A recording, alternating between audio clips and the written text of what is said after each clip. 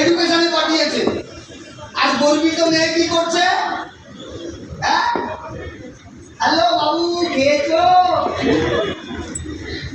বাবু তুমি নিশ্চয়ই খাওনি, তুমি আমার কথা তার দিয়ে তুমি খেতেই পারো না বাবু। এর জন্য ওদিকে বাবু গান্ডে গান্ডে গেলে নিয়েছে এর জন্য।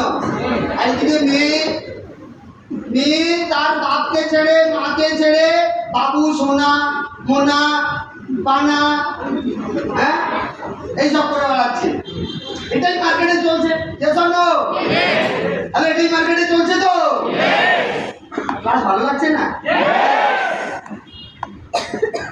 না বললে তার উল্টো ডোজ আছে, আমি নেমে যাই না।